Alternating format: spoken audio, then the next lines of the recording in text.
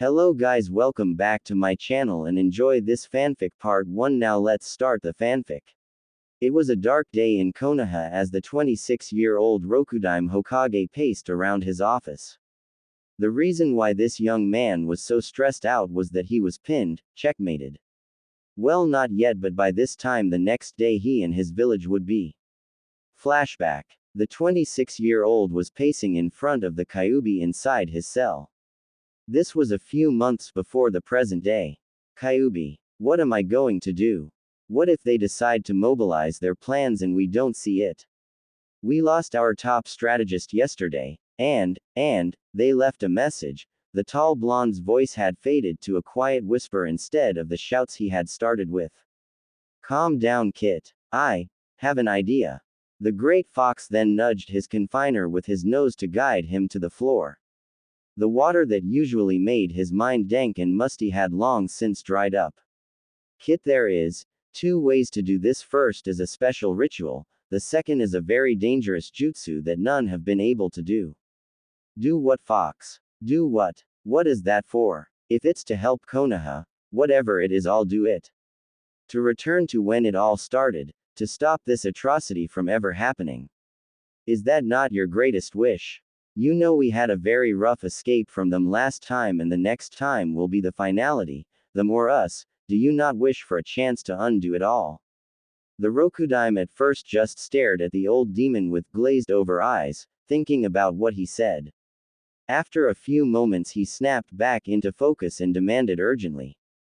What do we need to do? End flashback. As he was about to finish his 132nd pace, the door to his office opened with a soft click.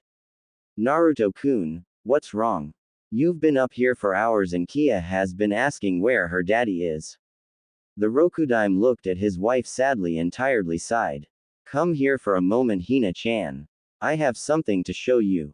Hinata shot a worried glance to her husband as they walked over to his desk.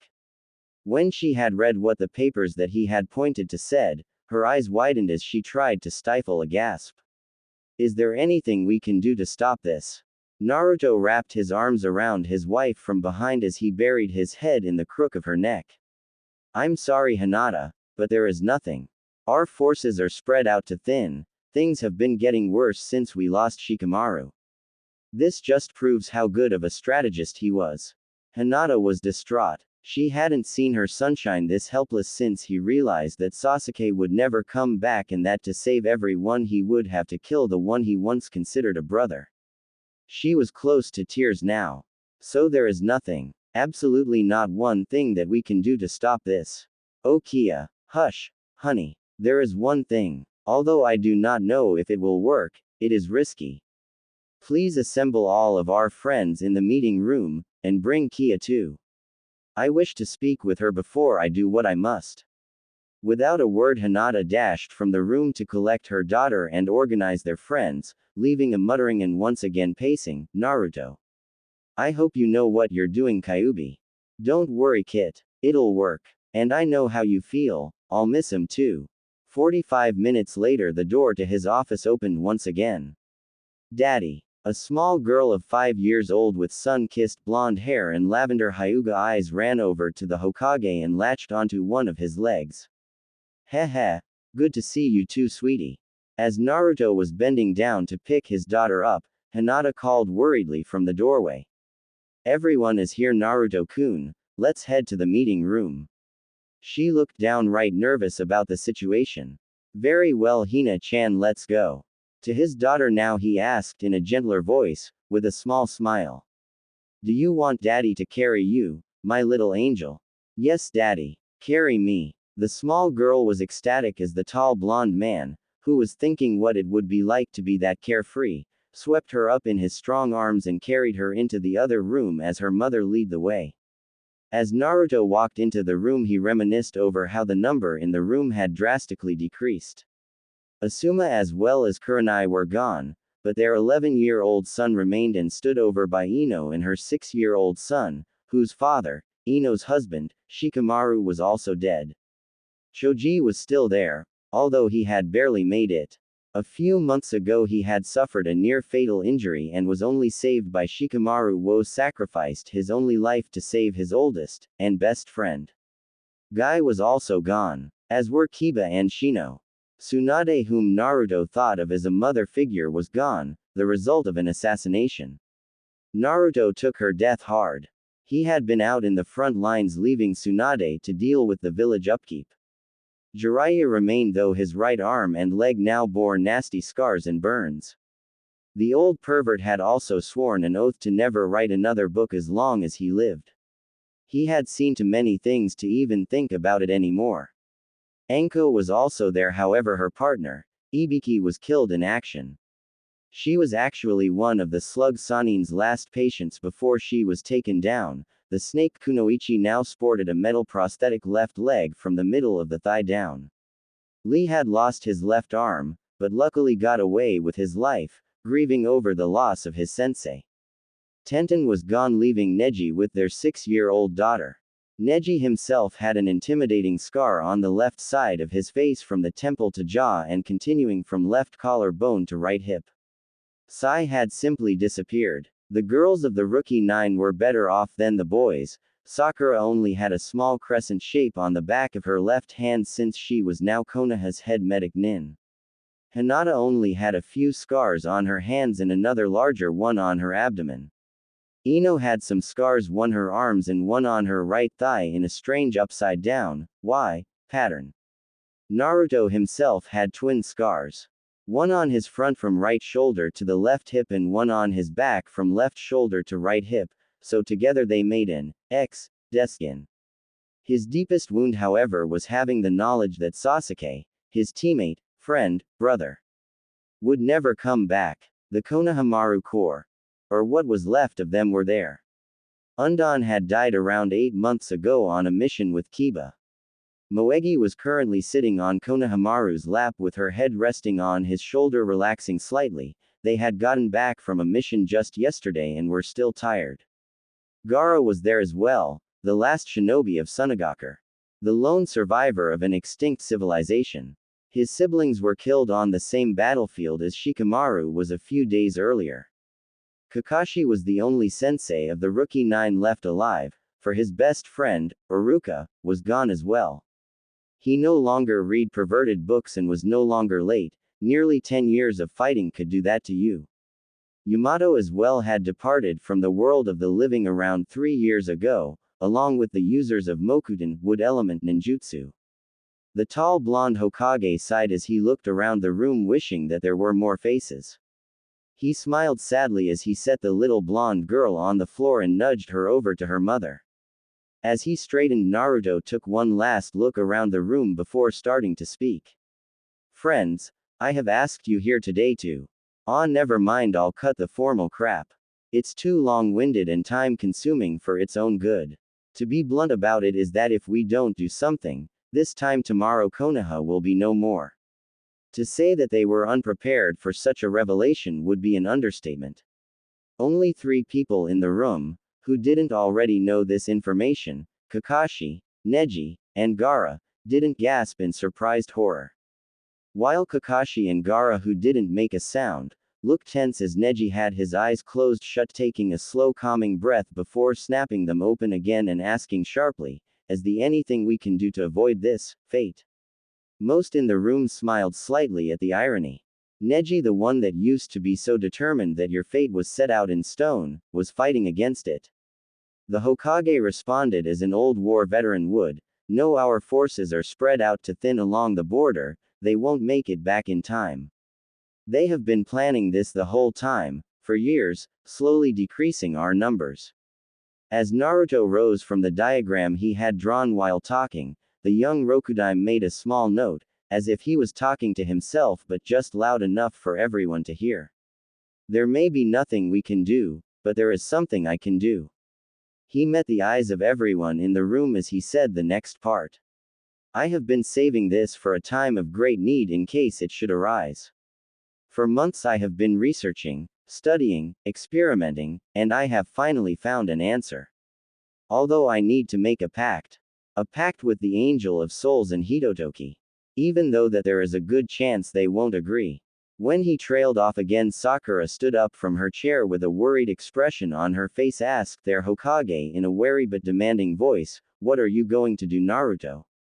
Tell us. Tell us, please." Her voice had grown weak at the end as she thought of the lengths he might go to save the ones he considered family. The others looked at him either with the same amount of worry or a steely gaze, both types knowing that if his mind was made up there would be no changing it. To try would be considered futile. "Don't worry, I've found a solution that will not take away any lives, and if I do it correctly, it will gain many back." While many were trying to decipher his most recent cryptic message, Kakashi had noticed his behavior and what it meant. His former student was acting just as his father had when he was trying to tell him and the Sandaime of his plan for defeating the Kyuubi. Now it seemed that his son was about to do something just as risky and dangerous. "Naruto-kun." It was Hinata who spoke up this time. "Tells us, please, just please tell us." The Rokudaime sighed and decided to tell it to them straight, no more subliminal hints or cryptic codes. "Hina-chan. Everyone, I am going to try and go back in time." "You're going to what?" Everyone within the room who was old enough to understand the depth of his suggestion gaped in shock. Although the question was on everyone's mind, it was Asuka, Asuma's and Kurenai's son that asked it. But Hokage-sama, how is that possible? Is it even possible? Naruto sighed and started his explanation. To travel through time relatively safely, one must have an abnormally large amount of chakra. That, and a heck of a good reason. That is where the pact comes in. For the first time since entering the room, Gaara looked up and questioned quietly, "How exactly are you going to initiate this pact? Aren't those beings that you mentioned, they control part of the spirit realm? It would be difficult to contact them." Many quietly stated their agreement. "I'm aware of that, and I have found a solution. Through a series of seals and symbols I will be able to channel chakra through them, which will then reach the spirit realm and call them here, after which if they accept they should send me back in time. If not, well, let's cross that bridge when we get there." The blonde had once again started pacing as he explained his plan. "If they agree they will do something, I'm not sure what, they may even have to contact Kami himself. However, if they don't agree or the summoning doesn't work, I know of a jutsu that is said to traverse through time as well, but it is highly unstable and haven't been known to even work. I will only use that as a last resort." Naruto stopped pacing and once again turned to face them. With a sorrowed but determined look in his eyes he continued, "Friends. Thank you. Just thank you for being there for me through all these years. Even though I was just some dumb blonde, you stayed with me. You guys truly are my family, thank you." He paused for a second and sighed. "That is all for now. If you have any more questions, stay behind. This meeting is adjourned." Many were slightly startled at the abruptness of the end of the meeting and took a moment to realize what happened. When they did, many if not all came over to say goodbye, knowing that this may most likely be the last time that they saw him. On their way out of the room, Naruto heard something that brought a small smile to his lips. He doubted that he would hear for a long while. "Aunt Ino, can't we please stay? I want to see how Hokage-sama does the jutsu thingy. Please see." It was Asuka again, and Naruto knew that one day, not in this timeline, this one was soon coming to an end, one day that curious in nature and desire for knowledge would make him a fine shinobi. He was doing this so that would happen. A better future instead of this hellish one. They all left until the only ones that remained were Hinata and Kia, Kakashi, Jiraiya, Sakura and Gaara. They stood there around him looking at and waiting for his next move or words. When finally the old Sannin spoke up. "Naruto." He sighed. "There is no other option, is there?" He then muttered under his breath, just loud enough for them to hear. "You're too goddamn stubborn for your own good, Gaki. Ha, you're just like your father." The blonde let a small smile slip by when he heard the last part before responding, "Even if there was another way, Jiraiya, I probably wouldn't take it anyway. After all, this way I will be able to save people who have died. Asuka will have parents and the children won't have to live in a time of war. Even though as it stands, this is the only option." Jiraiya still had a few more questions. What if none of this does happen? What if you will have changed so much that it will be even worse? What if you are never Hokage? What if? Kakashi cut him off here. I see, and Hokage-sama. His eyes shifted slightly, the ones that you are going to save. Were you including Haku and Zabuza as well? The Hokage's mouth twisted into a slight grin. You know me too well, sensei. And didn't I tell you to stop calling me that? The masked shinobi gave a slightly amused grunt at the last comment. As Hinata regarded her husband wearily, Sakura asked a question that was on all of their minds. Naruto, when exactly are you planning on doing this? Her answer came as a pair of guarded sapphire eyes before. Right now, Sakura, I actually have a room prepared for it. Please follow me. As Naruto walked out of the room, he failed to notice his wife's expression, for Hinata, at hearing when he was going, had frozen up, eyes wide, and had instinctively hugged her little girl closer to her. Upon feeling this, Kia looked quizzically up at her mother and turning back towards the door before complaining slightly and pointing. Mommy. Daddy left. Come on, let's go. Shaken out of her reverie, Hinata murmured a quick, "Hi, of course, baby," as she took off after the others. When they entered the room that Naruto had indicated, they were slightly surprised to find it all white. You could barely see the lines that told where the floor, ceiling, or walls were. This effect made it seem as though they were floating in nothingness. The door that they had just come through was outlined in black so one could see their way out. The light in the mysterious room seemed to come from the walls themselves. As he motioned for them to stay against the wall that had the door, Naruto walked to where they could only guess was the far wall. While he cut his finger, he answered their unasked question. I need to draw some special seals in blood to achieve the summon. They watched as the Rokudaime drew intricate-looking seals on the walls in front of them and a large round one on the floor. All in his own blood. When he finished, he turned and faced them while walking to the edge of the circle on the ground and spoke. Gaara, if this doesn't work, either of it, please promise me one thing, that you will take Hinata, Kia, and everyone else, and that if possible to take them and run away from this place. That goes for you too as well, Kakashi-sensei, Ero-sei, Jiraiya-sensei. The three nodded with an intense look in their eyes. The moment was so intense many failed to notice the respect he had shown the Sannin. Gaara responded with, of course Naruto, you were my first friend and my best friend. It is my honor to help you and protect your precious people. I owe you that much. The others nodded once again in agreement. Naruto smiled a small, soft and warm smile and uttered a low, thank you. Before going over to Hinata and kissing both her and his daughter on their forehead, he whispered in her ear, I love you, Hina-chan. Never forget that. He kissed her once more, on the lips this time, before saying goodbye. She realized by now that it was indeed goodbye and she was horrified, to Kia and Sakura. The blonde once again walked back to the edge of the circle and after flashing them a smile, performed some hand seals and placed his hands on the edge of the seal as he shouted out, Sisho Meshi, Hoka Second Fuke. Spirit summons. Other world guardians. The seals all around the room started glowing a bright red and purple, throwing everything else into shadow. Then just as suddenly as it started, it stopped and there before them stood two people, one of which had gray wings that when parted revealed a young beautiful lady with white shoulder-length hair and glinting mischievous dark violet eyes. The other, also a woman, had light sky blue tinted hair that was up in a ponytail with some bangs in the front with calm silver eyes. Ah. The first one sighed in content before continuing. Finally. A summon to the mortal world. It couldn't have come at a better time too. Shinigami-sama was starting to get on my nerves about the soul increase lately. How about Utoki-chan?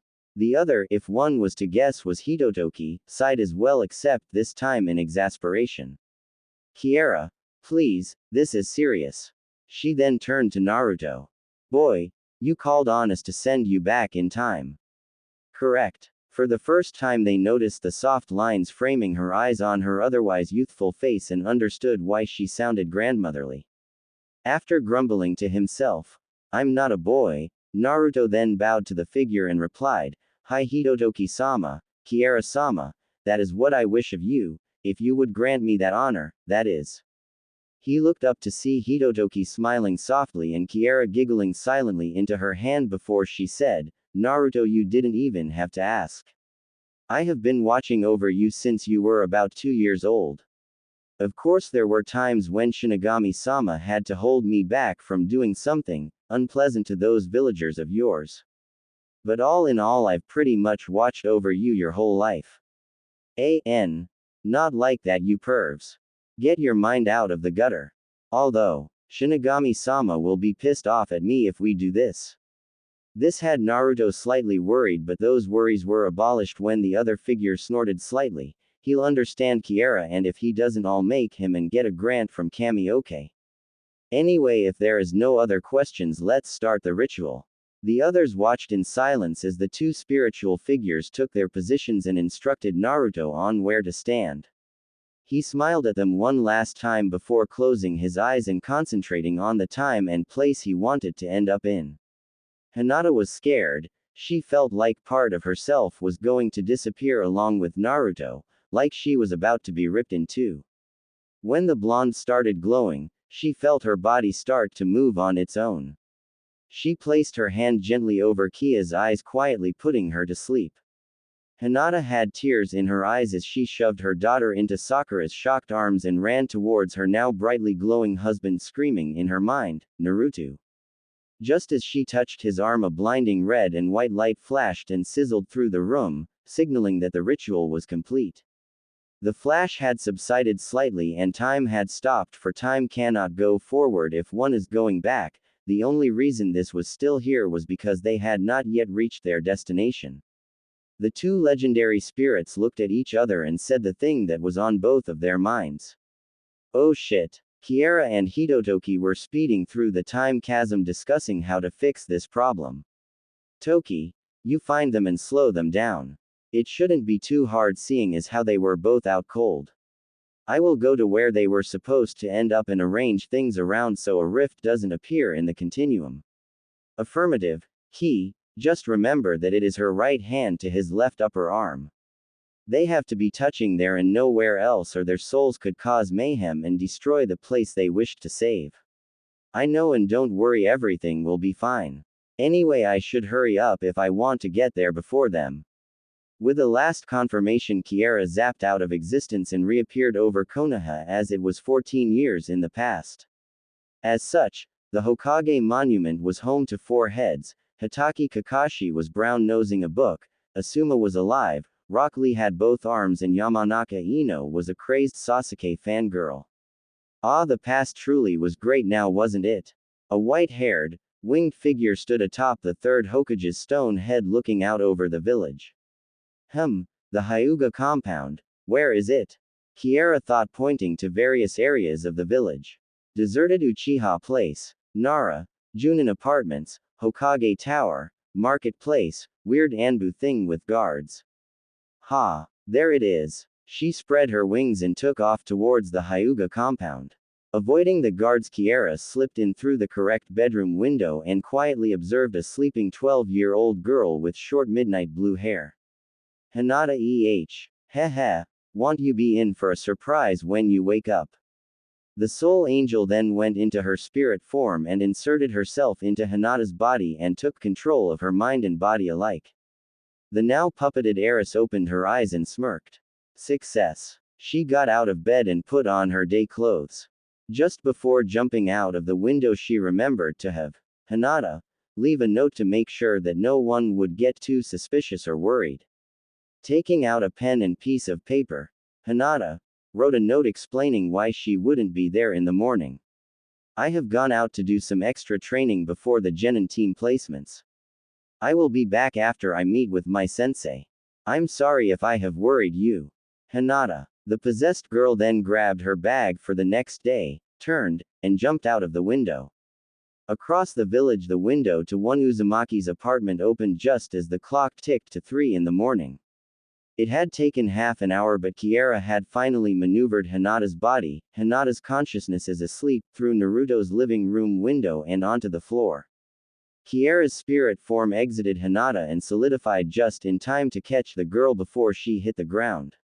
She then laid the Hyuga on the carpet and arranged her around so that her right arm was over to the side. The angel turned and quietly tiptoed into the bedroom and scooped the obliviously sleeping blonde boy before going back to the living room and laying him next to his future wife. Carefully as to not wake them, Kiera placed Hinata's right hand around Naruto's left bicep. Thank Ka.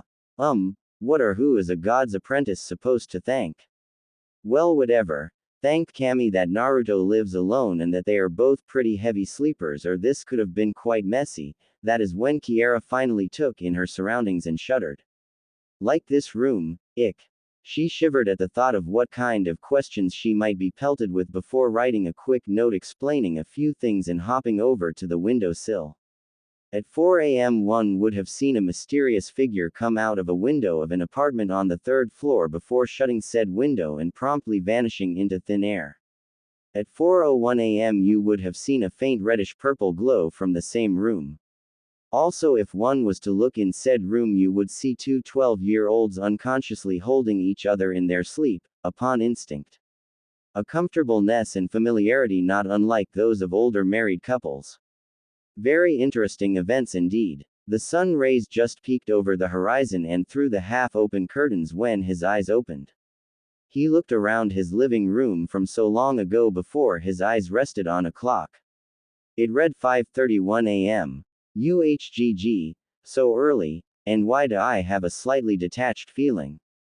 At least the time travel worked, but why do I feel like someone is laying on me? Someone like. Naruto half sat up and stared at the person hugging him.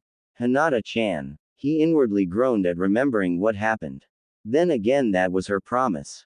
Ooh, flashback. Ooh. Naruto was sitting on a rock overlooking a small stream when Hinata entered into the clearing. He had his head in his hands and seemed to be trying to control himself from destroying innocent plant life. Hinata-chan. His voice sounded strangled. She quickly crossed the clearing and took him in her arms. Whispering, she told him, I'm here, Naruto-kun, I'm here. Hinata knew why he was like this. Earlier that day he had returned to the village from a dangerous high-ranking mission bruised and bloody. He quietly told Tsunade, for they were only 19 and she was still alive, the details of what happened before suddenly bolting into the forest. She had found out moments later that he had killed Sasuke. She had run after him, and this is where Hinata had found him. Hinata-chan. He left me and now he's dead. Asuma left, Azumo and Katetsu. What if everybody does? Everybody but me. I can't handle being alone again. Not again. Not ever. Not again. Please, not again. He trailed off at the end as tears streaked down his face. Hinata hugged him closer and kissed him comfortingly on his forehead. Shish, Naruto, it's okay. Shish, you'll never be alone again. You know why? He looked up at her like a toddler would to their parents when they said that they could fix a boo-boo. Because I'll be here, Naruto-kun, forever, I promise. And I never go back, one my word. Ooh, end flashback. Ooh. Naruto half sat half lid for the next 10 minutes waiting for his now girlfriend, he supposed, to wake up with a slightly pained look on his face. When she did, to say the least, she was stunned. So this was when he wanted to come back too. Although how did I get here? It was then that Hinata seen the slightly angry and pained look on his face. Naruto-kun. He sighed, frustrated, and rubbed his temples as she moved to sit next to him. Hinata, there was a reason why I didn't ask you to come here with me. Immediately the blonde could see the question marks all over her face. You see. He sighed yet again. The moment after we left our time, it was destroyed or unraveled, if you wish to call it that. It is like taking 2 steps forward and 3 steps back, as if the steps that you took didn't even happen. The only evidence is that our memory remembers it. To say the least, everyone we knew will never be, at least not that version of them. But what about? She gulped nervously, trying to hold back tears, though a few leaked out anyway. What about other things? Good things. Hinata trailed off. Naruto hugged her, knowing that she was thinking about Kia. Shish. Don't worry, not all things have to be stopped. Those things will still happen again. He kissed away her tears and with a sly smirk on his face he added, we just need to wait until we're old enough. At which the blue-haired girl giggled at, come on, let's get breakfast, Hina-chan, then I'll see if I can manifest Kyubi to see if there have been any side effects. She nodded and they both stood up and walked into the little apartment kitchen. Hinata paused at the table while Naruto continued to the fridge. Naruto-kun, there's a note. He turned from the fridge, carton of eggs in hand, and walked back to her. After he read it over a few times he looked slightly amused as he walked back to the fridge with a few offhand comments. I was wondering why it was so clean here. When Hinata read the note she soon realized why he said that. Naruto, do you have any idea of how close you were to destroying this timeline instead of fixing it? You are one goddamn lucky bastard. You and Hinata had to be touching or else. Kablam. Be thankful I brought her to your place for you. Say hi to everyone for me. Kiera. P.S. I cleaned up your place a bit. It was worse than when I took up office under Shinigami-sama and I thought that was bad. The girl's sweat dropped slightly at the postscript. She still remembered when she had to beat that out of him. Hinata-chan, what do you want for breakfast? Whatever you're having. Fried eggs and ramen. Even after all that he still loved ramen. Sure. While she got the dishes and Naruto cooked, Hinata asked a few questions. So what day exactly did you choose for us to come back to? Genin team placement. The blonde laughed a little. I don't think I could fail the exam that badly and still pass again. Hinata giggled a bit too. Are you going to get some other clothes or are you going to wear the same shade of orange? She paused to think a bit. For the next 8 years. His eyes were the size of saucers as he looked at her and brought their breakfast to the table. Hell no. I'm wearing something different this time.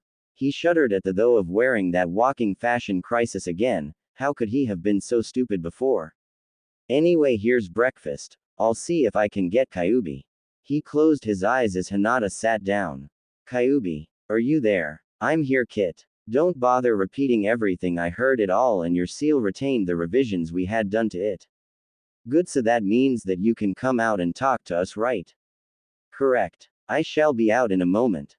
Naruto snapped open his eyes as Kyubi's red chakra started to leak out and create the compact form of a small 1-foot-tall fox.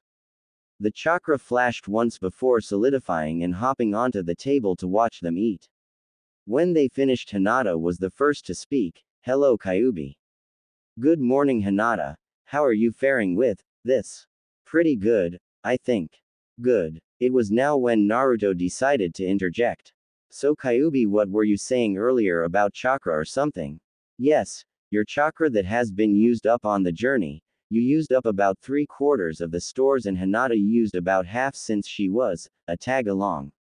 Anyway, this chakra usage has fortunately evened you up a bit, but if we don't do something, eventually all of the extra chakra will come back to you and your bodies aren't big enough to handle it and will turn to poison against you. What are you talking about, Kyubi? What I'm talking about, Naruto, is that you used a lot of chakra to get here and slowly over the course of the day you will get it back, and without something to seal it with, it will poison you. So what do you suggest? Sealed chakra stores, a 5-point for you, Kit, and a 3-point for Hinata. He looked thoughtful and asked one last question. Kyubi, should we do this before or after school? The small fox practically groaned out loud. The answer should have been obvious. Right now, you dolt. It's already 6:30 and you have school at 8:45. Get a move on. At that, Naruto did groan as Kyubi dematerialized and returned to him. Well, I guess we should get going. Wait for a minute while I go get dressed since you already are. He finished awkwardly. Meanwhile, Hinata just smiled and waved him off. He came out of the room a few minutes later wearing a black t-shirt with his red swirls on the shoulders, orange pants and forehead protector on his right bicep. He had obviously ditched his jacket. Okay. Are you ready to go, Hina-chan? Yes. Let's go. Where are we going to do the seals? On top of the Hokage monument. Oh, that one. He just smiled and led the way out the door, locking it behind them. They arrived at the clearing about 15 minutes later. Hinata-chan, unfortunately I need a bit of blood. She quickly complied, slitting her finger and letting the blood pool in a small bowl she had in weapon's pouch. Acting swiftly to get his over with, he didn't like handling her blood. He drew seals around both of her wrists and one in between her collar bones to form a triangle, thus a three-point seal. Creating hand seals, he yelled out, Sansu Funin, Chakra Taten no Jutsu. After pumping the right amount of chakra to activate the seals, he left Hinata to put the amount of chakra in as she desired. Doing the same process with himself in his own blood, the only deviations were that he added 2 seal points, one to each shoulder. Goso Fuin, Chakra Taten no Jutsu. After adding the chakra, he watched the seals slowly fade away before taking Hinata's hand and going back to the village. They had to meet their senseis soon. He shook his head and gave her the wide foxy grin that he hadn't used for so long before grabbing her hand and dragging her down the road. Come on Hinata-chan, let's go see everyone. The said girl just giggled helplessly as she was dragged away. The 22-year-old Chunin looked around the classroom while shuffling papers on his desk. Only a few students were already here as it was still quite early. Among them were Uchiha Sasuke, the well-known human iceberg because his ego was so big it could fill the Hokage Tower and still have plenty to spare. A few others were Shino from the Aburame clan, Nara Shikamaru, his best friend Akamichi Choji, and Inazuka Kiba. He was about to go back to his papers when he heard some shuffling outside. Come on Naruto-kun, let's get in before everyone else comes. Hinata nudged him slightly, trying to make him move forward. Sasuke's in there. I know it, but. He tilted his head so that his eyes were in shadow. I'm not sure if I'm ready to face him yet. It was now that the almighty, sarcasm, demon butted in. Bah, if you're going to whine like this, I'm leaving. Besides, he yawned, I already know what's gonna happen, I'm outta here. What? Kyuubi. Stop. But he was too late. Luckily though, there was no one else apart from him and Hinata to see him suddenly start glowing red. About a second later, a small red fox appeared out of nowhere, gave the blonde, if possible, a grin, then scampered off down the hall. Naruto. Wah. Nothing Hinata-chan, he was apparently bored was all. Let's go in. Thoroughly annoyed now, Naruto forgot all about a certain Uchiha, grabbed Hinata's hand and barged into the classroom. The door opened and the two preteens walked into the classroom holding hands. Before anything else, they looked down the steps to see their teacher from so long ago. Wow, Iruka-sensei is actually alive again. They both thought. It hadn't hit them until just then that they were really in the past. It was a miracle, no more than a miracle for them. It took all of Naruto's self-control to not run up to the man and hug him. It was 5 years since they had seen him last. He had died shortly after Kia was born. And here he was alive and breathing, the man Naruto considered a father or older brother figure. It was at this moment when the two noticed the strange looks they were getting, one of which was from Sasuke himself. Naruto noted this and his eyes narrowed. He was still unsure what he would do about him. The blonde actually considered killing him but quickly tossed the idea away. This time he was going to do things right. None of his precious people were going to die. He raised one of his eyebrows and asked, Huh? What is it, Tem? The Uchiha's eyes flickered down for a second before back around in his seat to brood. Both Hinata and Naruto looked down to see their hands still intertwined. They immediately let go, not wanting to arouse too much suspicion on the first day, and took seats in the row across from Sasuke and behind Shino. Well, Hinata-chan, it has begun. Yes. But what exactly has begun? She was slightly confused on that matter. They had yet to discuss their plans. Everything, I'll tell you about it later. For now, I'm going to go and see if I can get my best friend back. He winked as he grinned and stood. Hinata smiled and nodded as he went.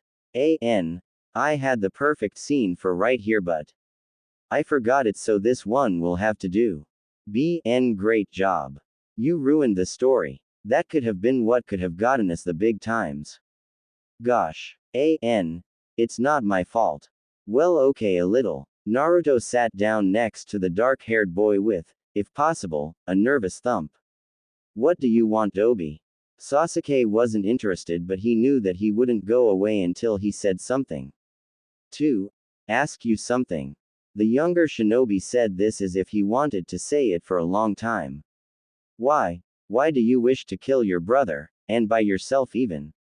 Without any help, without trying to form bonds, to make friends. To say the very least, this query shocked the young Avenger to his very core.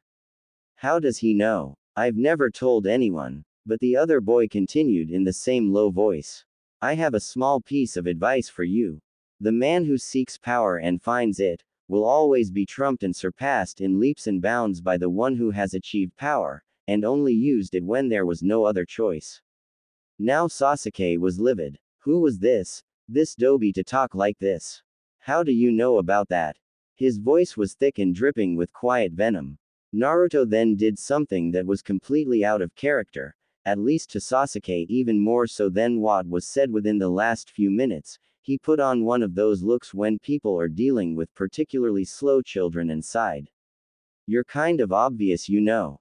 So Naruto-kun wa, safe. She was interrupted by none other than Yamanaka Ino, and Haruno Sakura. Hinata looked away from the sight of the two bickering girls when she heard Naruto shift BN. I laughed at this word. Before it came to me there was absolutely no and stand up. She was interrupted yet again, but this time by Naruto, who quieted her with a wink and playful grin as he began to walk towards the squabbling girls. What on earth is he doing? It had been about 5 minutes since he had spoken to Sasuke and gotten him piping mad. He decided this might just get him to lose that extra layer of ice he added himself, maybe. Hey, Sakura, he yelled in true hyperactiveness that he was known for. What do you want, Naruto? I don't have time for you right now. She had to work out a way to beat Ino Pig and get Sasuke to fall madly in love with her. Although, Naruto certainly did look better without his jacket. Bad thoughts. Bad. Thankfully she was broken out of this train of thought at what Naruto said next. So you don't want to sit next to Sasuke? What? Okay.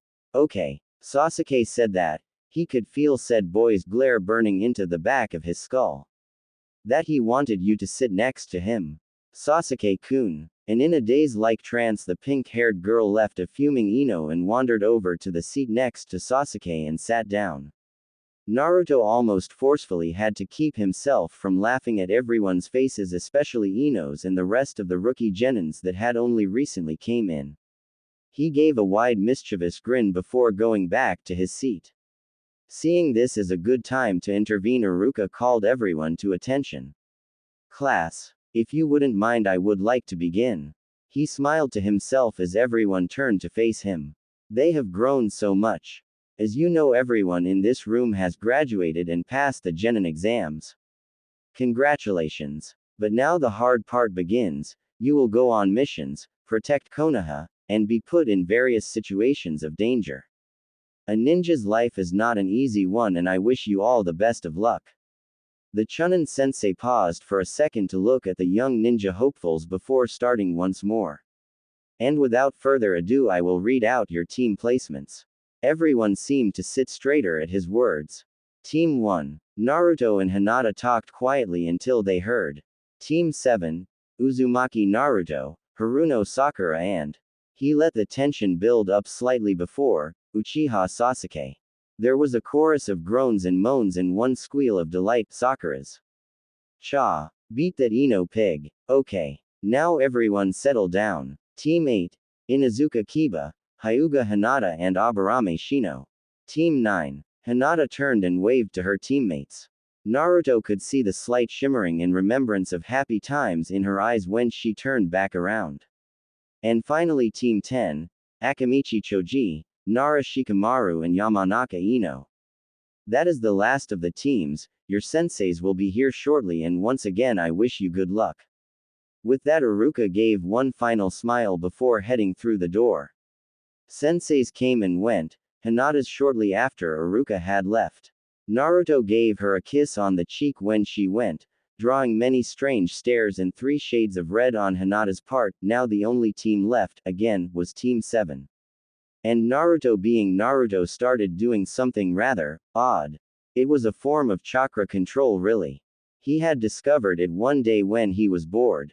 You just channeled your chakra out into a thick string and changed its composition slightly so you could see it. Currently he was making the string chakra do figure eights around his hands. What are you doing? Startled, he dissimulated the chakra and looked up to see Sakura staring at him, or rather his hands.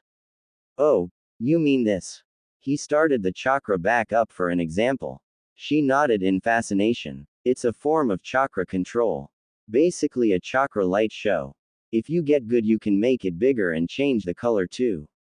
He accentuated this by making a miniature northern lights above their heads. I can show you how if you want.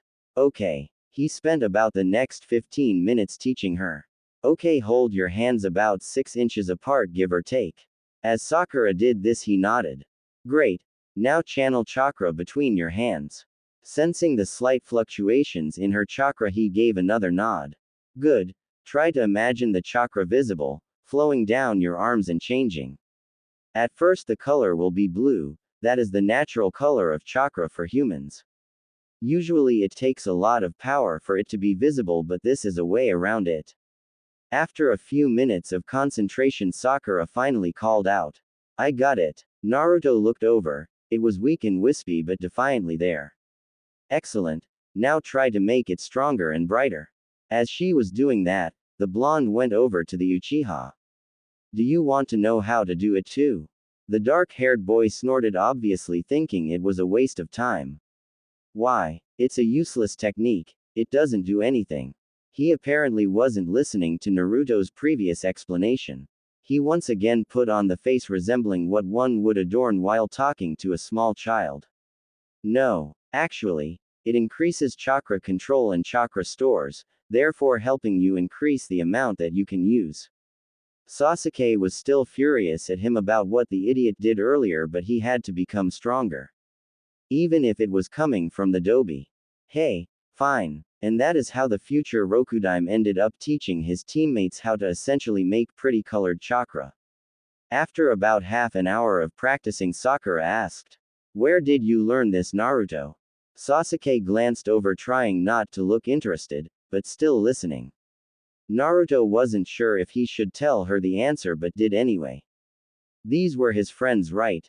In the future perhaps, but still his friends. Actually I discovered it one day when I was bored. It's cool to look at after all, and it's training too, so all the better. Not to mention the fact that Kia always loved it when I put on a show for her. Hey, yeah right, Dobi. It's true. Even ask Hinata. She was the first one I showed. It was now that Sakura perked up again. What is going on between you and Hinata? Everyone saw you kiss her on the cheek, you know. Well, he became flustered and red at this point. JJJ, just practice the thing you were doing. The blonde shinobi then spun on his heels and stomped to the front of the room and started playing out pictures of chakra on the wall, starting with a figure banging his head on a tree to strangling a figure that looked strikingly similar to Sasuke. 2 hours later, this was how he found them. The pink-haired girl had her head resting on her arms, exhausted. The Uchiha was staring at his hands that had wisps of blue appearing here and there with a scowl on his face. The blonde was doing the most perplexing thing.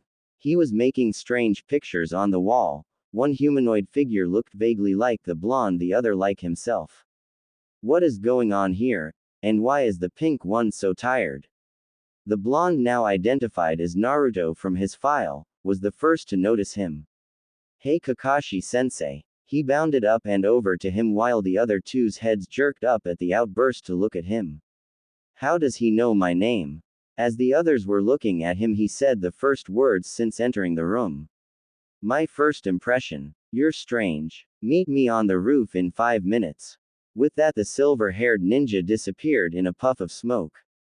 Naruto meanwhile had a small smirk on his face as he thought, same old Kakashi-sensei, he has no idea of how glad I am to see him and his weird perverted ways. At least this time he didn't say that he hated us. And, last one up is the Hokage's nose picker. Before dashing out the door to find the stairs to the roof. Nose picker. Sakura murmured as Sasuke shook his head, dreading the thought of staying on the same team before following the boy to the roof. 4 minutes later they were all on the roof with Kakashi in front of them. Well, now that we're all here, how about we start with introductions? Likes, dislikes, hobbies, dreams for the future. Sakura raised her hand. Sensei, how about you go first so we know what to do? Fine. My name is Hitaki Kakashi. I have no need to tell you my likes or dislikes. I have many hobbies. As for dreams for the future, well, maybe if you're lucky you'll learn that one day. He quickly cut off his short monologue. Blondie, you start. All we really found out was his name. It was then that the time-traveling shinobi started talking. Name's Uzumaki Naruto. I like training. Hinata-chan. Sakura snickered slightly while Naruto pouted at her. I also like ramen and anyone else who is part of my precious people. I dislike people who judge others before they get to know them, as well as traitors. My hobbies are spending time with my friends. My dreams for the future are to become the greatest Hokage this village has ever seen, protect my precious people, help a certain someone deal with a certain something, and to deal with a certain person before they can do a certain something. Before he kills them again.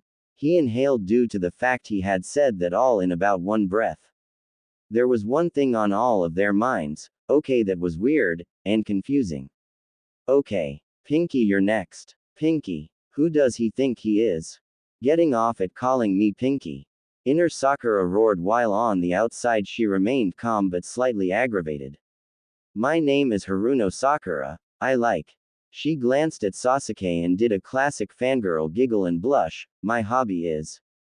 Giggle and another blush. My dream for the future is.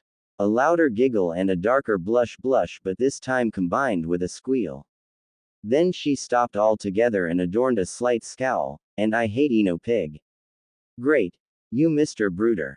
Next. Sasuke's eyes shifted to Kakashi as he started.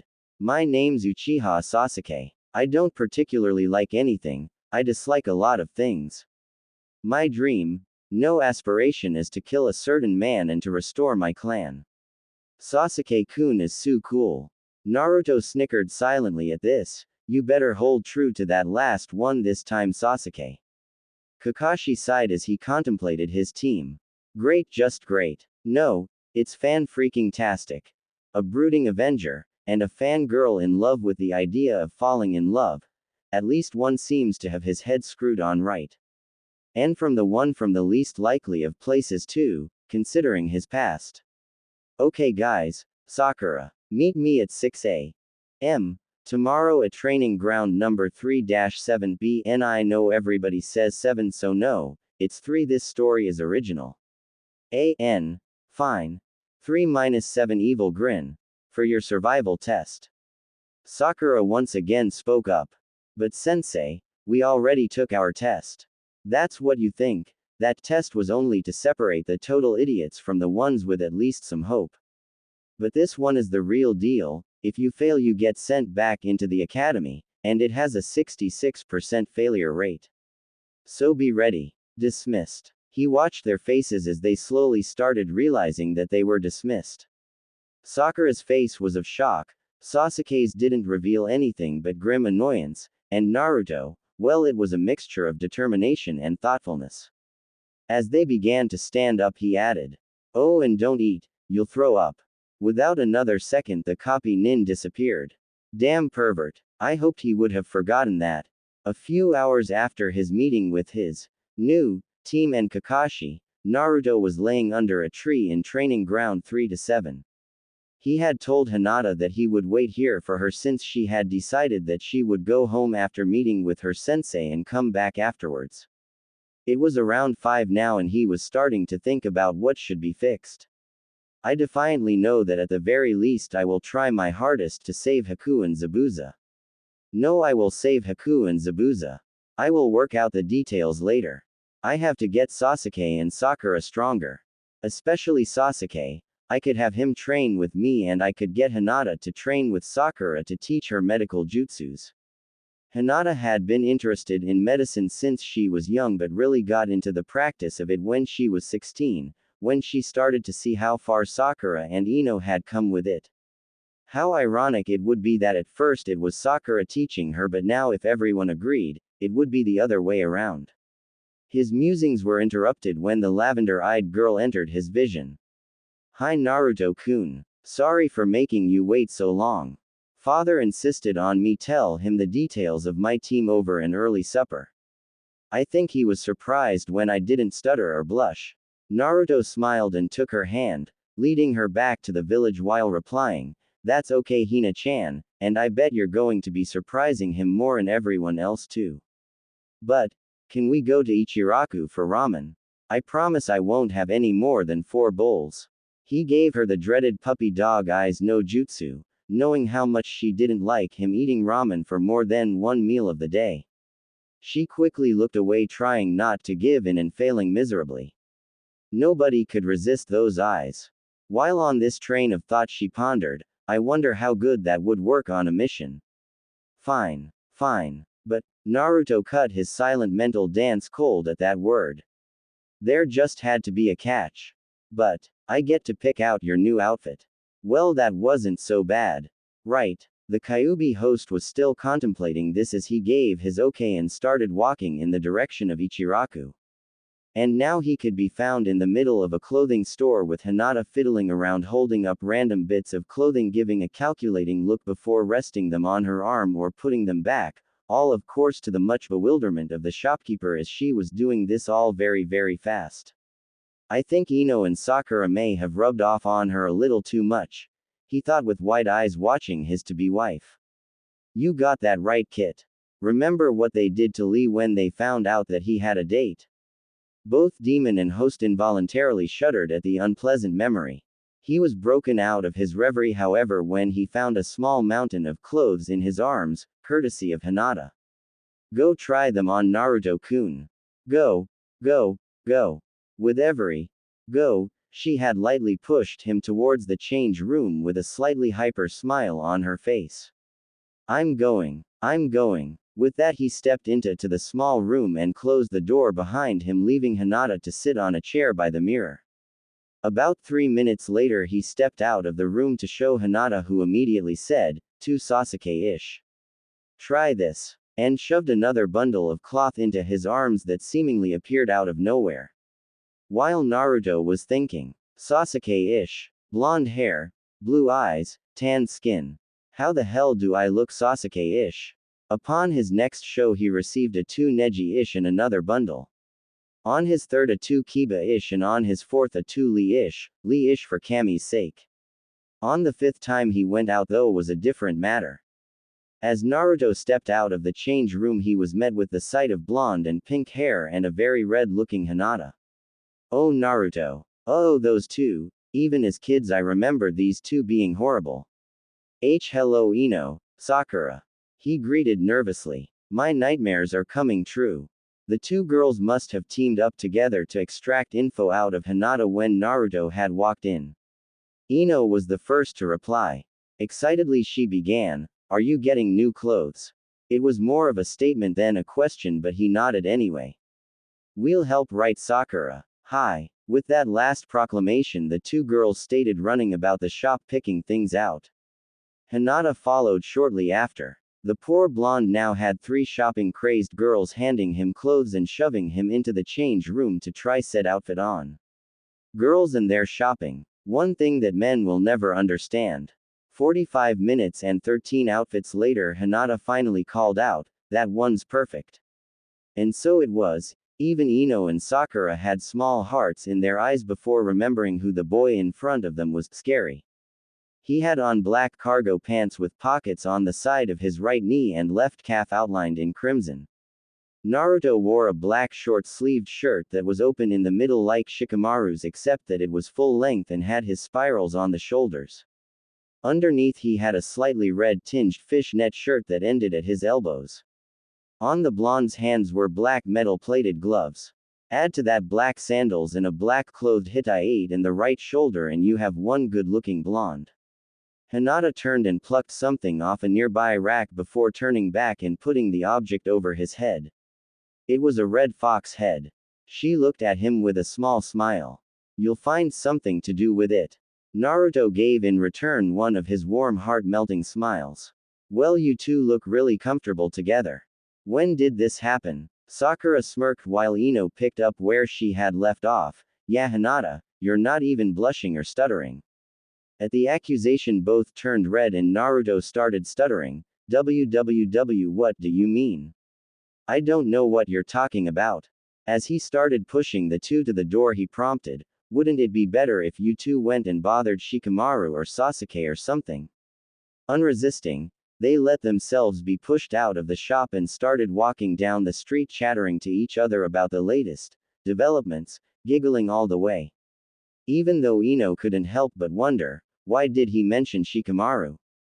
Naruto turned back to Hinata with an embarrassed grin. Gossip queens, I tell you. The indigo-haired girl giggled. Naruto-kun, you go change back and I'll get some more copies of the outfit, okay? Then we'll pay for it. He nodded. 10 minutes later they were walking down the street. I'll walk you to the Hyuga compound, okay Hina-chan. She looked at him slightly confused before she remembered, oh that's right, we don't live in the same house anymore. Man, why in the world this feel like divorce or separation or something?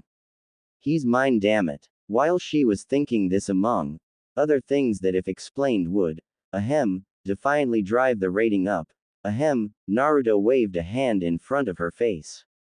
Hina-chan. Why yes Naruto-kun, I was just a bit lost in thought was all. Oh. Okay. He stared at her confusedly before taking her hand and leading her to her old home. About a block from the Hyuga compound Hinata stopped. I'll continue on from here, okay Naru-kun. He raised an eyebrow at her. Why? Well, you remember when you first walked me home? The blonde's left eye started twitching. Oh. Right. Let's not experience that right now. She giggled and kissed his nose. Good night Naruto-kun, love you. He kissed her back on the cheek. I love you too Hina-chan. And with a final hug they both parted ways, one to a large mansion and the other to a deserted apartment.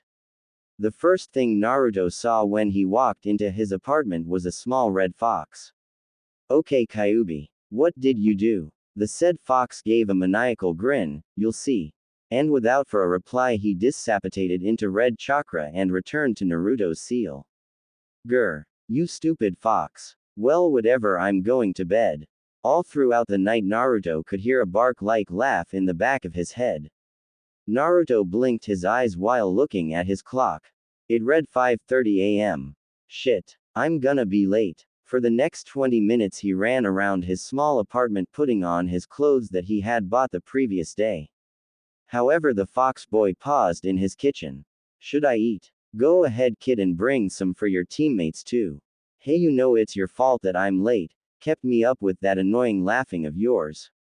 I know. It was quite amusing. Now hurry up. Hi. 2 bars for me, 2 for Sasuke and 2 for Sakura. I'm going to need to but more later. With that he dashed out of his home making a beeline towards the training grounds. Where is that Dobie? A dark-haired boy thought accusingly from underneath a tree. He just has to go and be late, leaving me with this fangirl. And I really need to pound him into the ground for what he said yesterday. 5 minutes later the missing genin decided to make his presence known. The blonde stumbled out of the bushes panting. Making a mental note to get weights he greeted his teammates. Morning Sasuke. Morning Sakura. They both looked at him before Sakura yelled, You're late Naruto. Hey, the Dobie changed his look. About time. He rubbed the back of his head before replying, Hehe, well you see Sakura, I was late because I decided to bring these for us. He opened his weapons pouch and produced the 6 bars. I thought we should eat. But sensei told us not to. Sasuke just looked at them. Naruto could tell he was hungry. Well you see, I was thinking. Sasuke snorted. That's a first. Without sparing him a look Naruto continued. That how would he know if we ate or not? I would rather puke than be lacking energy for such an important test. And judging from yesterday, he won't be here for a while. Want one? Without talking, Sasuke grabbed two of the bars before going back to his tree. Seeing this, Sakura grabbed two as well. If Sasuke thinks it's okay, then it must be. Cha. Or, two, that works. They sat in silence for a while eating their small breakfast, each lost in their own thoughts. The Dobie is acting weird, something isn't right. I wonder now that we're a team if I could get Sasuke-kun to go out with me. These bars are pretty good. I wonder what's up with Naruto. Actually, never mind, he's being quiet. So Q, you got the plan right. Yep. I got to hand it to Yakit. Kakashi might get suspicious, but it'll scare him. Wiggy first. Excellent. A pause. Wiggy. 2 hours later, the long-awaited copy Nin finally decided to show his face. Good morning. What he received was a pink banshee. You're late. Ah. Well, you see, I got lost on the road of life today. Liar. Naruto sighed. Kakashi-sensei, only you could ever get lost on a one-way road, with walls on both sides. They all sweat dropped. Did Naruto just make a good joke? All eyes went back to the Junin when he cleared his throat. Well, let's get started, shall we? The three nodded. All right, you have until noon to get at least one of these two bells from me. He held up two shiny silver bells before strapping them to his belt. Got that? They nodded, but Sakura was starting to look nervous. But there are only two bells, sensei. Kakashi smiled, glad that someone had challenged him before ignoring the comment. Whoever doesn't get a bell will be tied to that post and demoted back to the academy. The atmosphere was tense, waiting for the silver-haired Junin to speak. He observed them carefully before giving them a slight warning. Remember this, to get the bells you have to come at me with the intent to kill. He heard hitched breath, saw wide eyes, but didn't give them time to repent. Get ready. Start. As they jumped into the trees, Naruto made a shadow clone to go do his part. He had to find his teammates. Sakura. She looked over to where the voice had originated from. Naruto. She asked as he dropped out of the trees. What do you want? She was stressed enough as it was, knowing that one of them would fail. But it was too much now that the unthinkable had happened. She had lost track of Sasuke. We have to work together to get the bells. The blonde offered, hoping that she would catch his drift. But there are only two bells and three of us. That means that we have to work against each other in order to pass.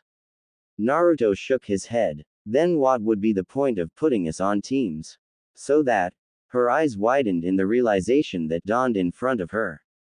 She had it. Exactly, Sakura. Now let's go get Sasuke. Sakura nodded as they took off. Meanwhile, Kakashi was just about to finish with Naruto. Senin Garashi. Naruto flew into the air and poofed out of existence. Shadow clone. How? It was then that he was caught in a hail of shuriken and kunai. Sasuke. It took about 15 minutes to find the Uchiha boy, which wasn't saying much as he was up to his neck in dirt. Literally. Sasuke. Naruto began as he and Sakura appeared in the clearing. I have a plan to get the bells. The boy sneered at him. Humph, I can get a bell myself.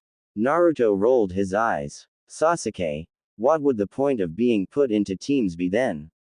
Sakura also perked up, but Sasuke-kun were genins and he's a Junin.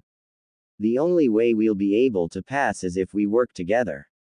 Ha, yeah right, but the one who doesn't get a bell will fail. I'm not willing to take that risk.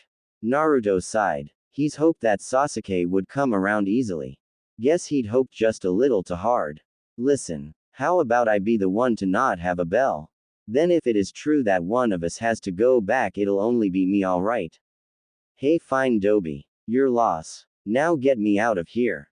Why is he doing this? He would never have done that last week. Naruto. Something is definitely wrong. Wait. Why am I worrying? Me and Sasuke-kun are going to pass. Cha. After the Uchiha survivor was out and had shaken the dirt out of his underwear, Sakura blushed when he started messing with his shorts. Sasuke asked, So Dobie, what's this plan? The genin gave a wide foxy grin. Okay, this is what we're going to do. We. Ha ha ha ha ha ha. Got that? They both nodded. Good. Now watch this. He puts his hands in the Tora seal and started to conjure Kyuubi, except that this time he pushed the chakra out through the ground so they wouldn't see the aura. A few seconds later, the small form of the one-tailed red fox stood before them. Sakura was immediately thinking of how cute it was. How did you do that? Sasuke asked. How was it possible? There was no summoning jutsu indicated. I'll tell you later. He turned to the fox. You know what to do. Scout out Kakashi-sensei. Go. As the fox ran off, Sakura asked, why a fox? Naruto had a simple answer. Forest, fox. Fox, forest. It fits in. She couldn't argue with that logic. Sasuke interjected, annoyed. Okay, can we start this plan now? He received nods. Well, let's go. The fox looked at him. He looked at the fox. There was something wrong with this picture, but what was it? Well, maybe the fact that the fox was grinning, yes, grinning at him in such an insane way that he almost expected an anvil to drop down on him at any moment in an almost comical Saturday morning cartoon fashion. That was until the little fox snickered and ran back into the forest, at which the silver-haired 26-year-old sweat dropped at. What on earth was that all about? You did it, Fuzzy. The little fox nodded before dissipating. Naruto then turned to his teammates with a smirk. Stage 1 complete. Stage 2 initiate. Sakura, you got that genjutsu I showed you down. Right. Yes, but I'll only be able to hold it for a few moments though. She sounded slightly nervous about the whole ordeal. That's fine, he only needs to glimpse it anyway. Sasuke. The midnight-haired boy turned to him. I know what to do. Excellent. Alright, let's go. With a last nod, they all sped off to where their sensei was currently waiting. Kanton. Gukakyu no Jutsu. Following the shout was a giant intense ball of flame making a beeline for his head. He deftly dodged to the right only to find himself covered in blonde-haired clones holding him in place. When one of them shouted, "Now Sakura!" the said genin jumped out in front of them and began a chain of around 6 hand seals. She stopped on hair and shouted out, Kiken Jitsu no Jutsu, mirror of reality jutsu. A mirror materialized out of thin air in front of the girl. What the? It was then that the masked Jonin noticed the image. I'm wearing a green tutu. He looked down at himself and all he seen was his Jonin uniform. What? Sakura giggled as the mirror faded. Yep, sensei, but it's a special genjutsu that is not visible to the victim. Naruto now joined in. Exactly. But it is visible to everyone else, and cameras. Sasuke. The blonde and his clones leapt away from their sensei. As soon as they were clear, Kakashi heard a click, and out stepped Sasuke, camera in hand. Why, you never. He pointed aghast at the black male his students now had. Oh, but that's not all, sensei. He turned. Now what? His eye widened as the shortest member of the team waved his little orange book in front of his face. Missing something, he made a dive for his precious book when the one holding it threw it high in the air. Now, Kanton. Gukakyu no Jutsu. The speeding fireball was enclosing in on the book as Kakashi leapt after it and the Naruto clones went after him. A few seconds later there was a cry of, Sakura! Catch! And the pink-haired genin caught the 2 silver bells easily into her hands. The clones poofed out of existence as her sensei and teammate once again landed on the ground. Devoid of any injury except a bit of singed hair and glove for Kakashi. She turned to Sasuke and offered him a bell, which he readily accepted, just as the bell went off. The 3 genin paused mid-breath and swiveled their heads as one to stare at their sensei. To normal people this was enough to make one scream and hide under a rock, but this time all you could see was Kakashi tenderly stow his saved book back into his pouch.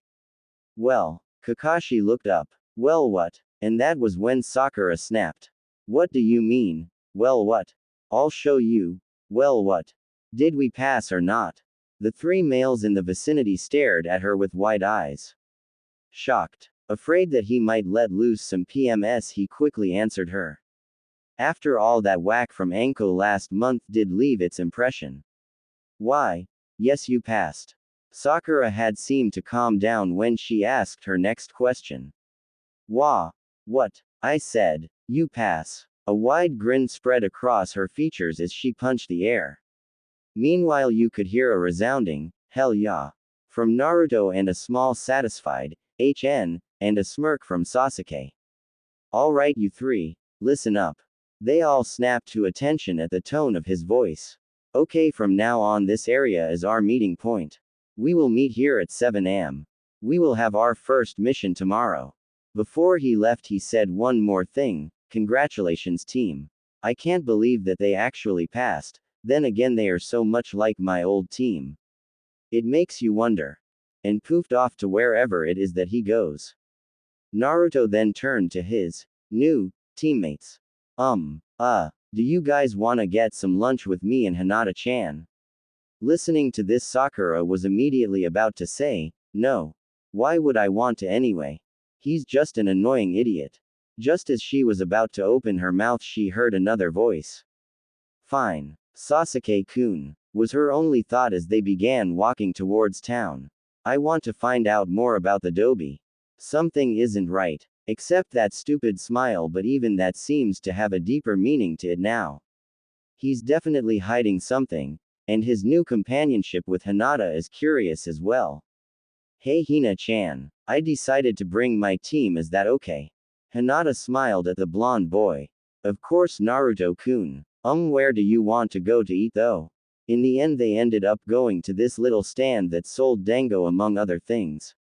After which Naruto and Hinata excused themselves after paying and decided to train for a bit. Leaving Sasuke, somewhat evilly, with a Sakura ecstatic that she would get some alone time with the object of her obsession. When they reached the clearing that they would be using for training, Naruto looked straight into Lavender eyes and spoke softly. Now what? She could see the despair and the lost look in his eyes. He knows his goals and where he wants to go, but he doesn't know how to get there. Hinata hugged him and replied with a slightly evil grin in hopes of cheering him up. We get as strong as possible and kick anyone's butt that gets in our way. That one sentence put a smile on his face and eased the tension. For now, at least. For now, they would walk up trees until they could not walk no more. About a month later rings as to this moment. The three young nin from Team 7 were currently resting in a clearing by the river. Sasuke had continued to be weary of Naruto and his oh-so-sudden burst of intelligence, power and maturity. So far, the aspiring shinobi had continued to make progress in making them closer as a team, even if it was so very subtle that it was barely tangible that he was doing it. But it was there, definitely there.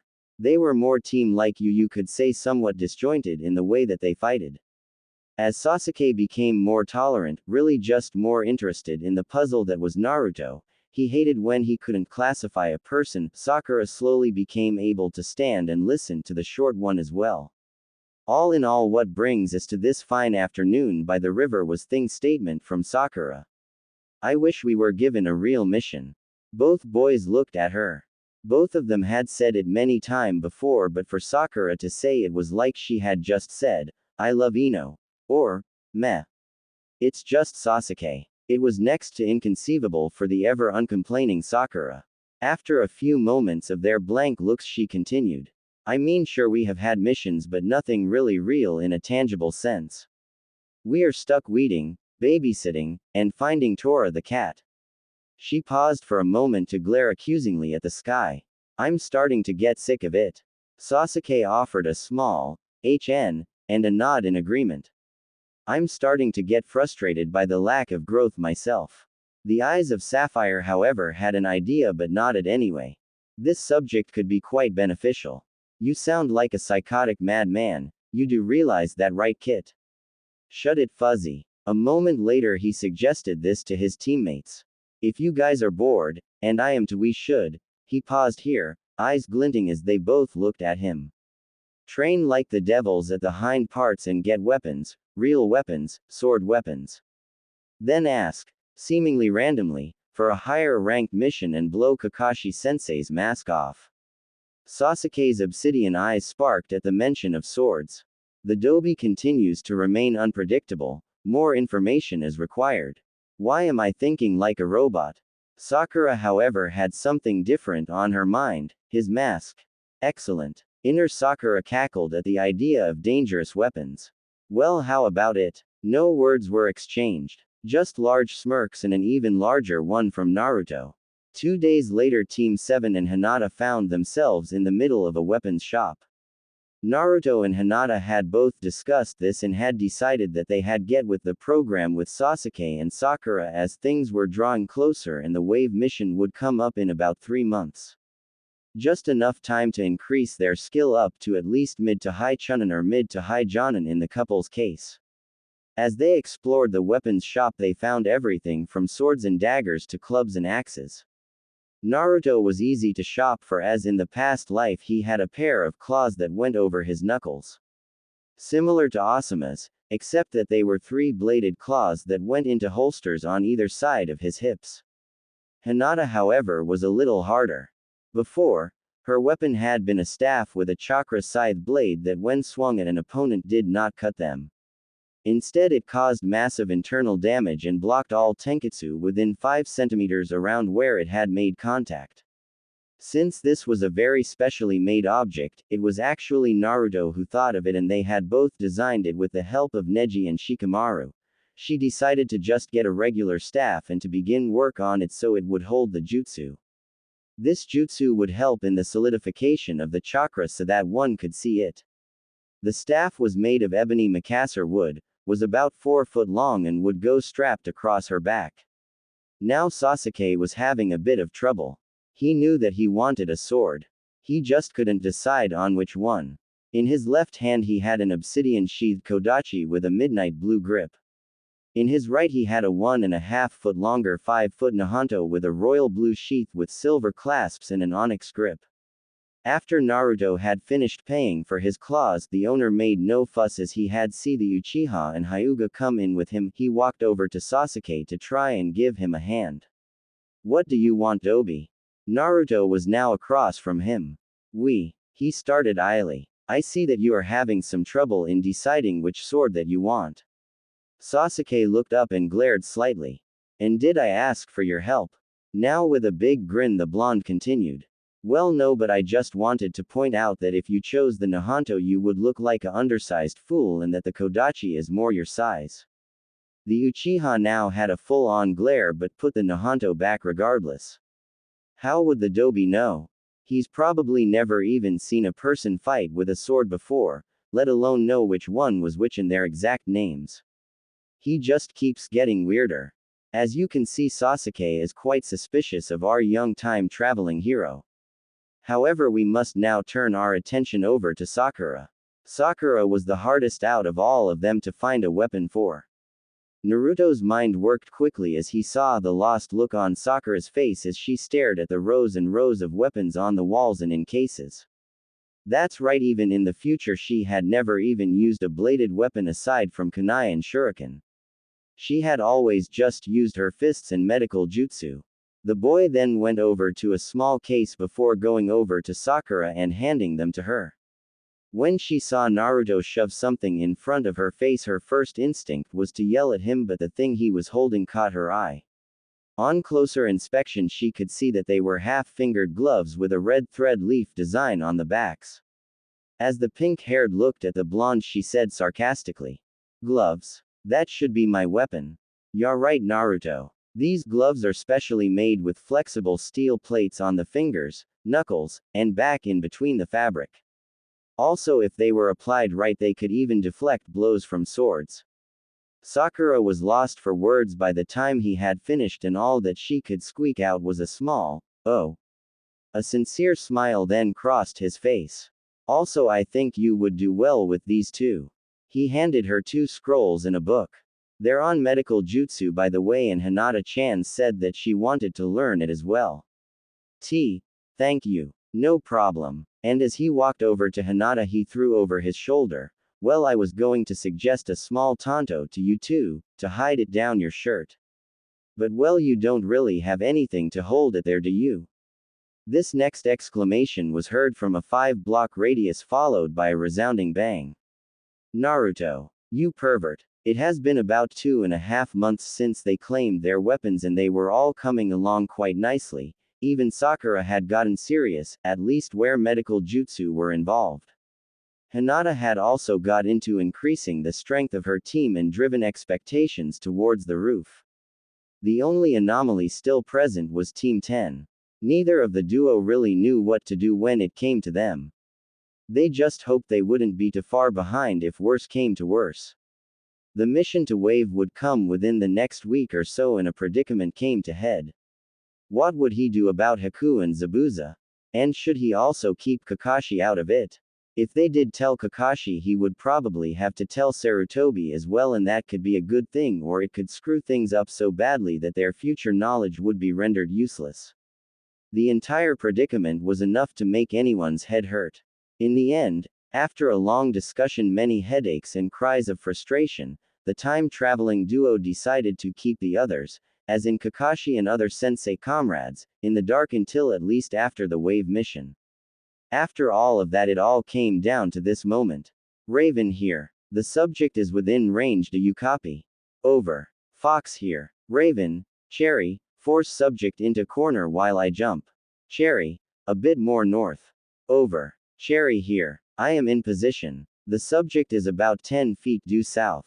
Over. Scarecrow in. Copying all messages. Proceed with plan. Over. Scuffling sounds could be heard followed by the sound of a screeching cat. Raven here. Identity of the subject confirmed by red bow on left ear. It's Tora. Over. Well done, team. Everyone meet at the rendezvous point. Over. Naruto let an evil chuckle loose as he and his teammates watched Tora be smothered by his over-exuberant owner. The evil little cat manages to run away at least 3 times a week, and every single time his team gets nailed with the duty. If it was up to him, there wouldn't be any cat to find. After the little bout of evilness exuded from Team 7, they all calmly walked up to the missions table for a new assignment. Seeing them, Maruka began to read out what there was left. Babysitting 2-year-old for the wealthy cloak merchant, weeding for the elderly fortune teller, or cleaning the civilian park while the caretaker is on sick leave. What do you pick? This is it. It's today that we get the Wave assignment. I have to make sure we get it. With this thought, Naruto quickly repeated the events from long ago. What? That's it. Come on, old man, we're a lot stronger than those petty D rank. Give us something harder. I'm sick of all of this baby crap. Sakura agreed with a hearty cry of, "Ya, we're not babies." And a firm, "HN," and nod from Sasuke. "Oh dear, I'm gonna hear about this later," was all that came from Kakashi. However, the opposite was true for Iruka. Naruto, you are genin, the lowest of the low. You get D rank and that's it until you get stronger and more experienced. No buts about it. Got it. Iruka finished his rant to see the 3 genin talking among themselves about the weather. Just as he was about to start yelling again, an aged hand on his shoulder stopped him. Well, you 3, you might be right. You have completed over 100 D rank in the past few months. Very well, I shall give you a C rank. A simple escorting mission. He turned to the chunin by the door. Bring him in. An old drunken man of about 50 or so entered. He sneered at the team before voicing out. Are you sure these brats will be able to protect me? The short one looks stupid. Same old Tazuna. Naruto, in the most dark voice and glare he could manage, replied, That's what you think. You old geezer. That voice sent chills down everyone's spine. Breaking out of the tension that had enveloped the room, Sarutobi continued with the briefing. Well, our client's name here is Tazuna. He is a bridge builder from the land of the waves. He has kindly asked for us to give him an escort back to his home. The most you should encounter is random bandits. Dismissed. It was now that Kakashi spoke up. All right, team, you heard the details. We are leaving in 2 hours. Meet at the east gate and bring enough supplies for a week. Go. Nothing more needed to be said. They were gone. Before Naruto did anything, he had to fence Hinata. He couldn't leave without saying goodbye. All in all, it only took him about 10 minutes to find her. She was meditating on top of the Hokage mountain. Hina-chan. She looked up just as he sat beside her.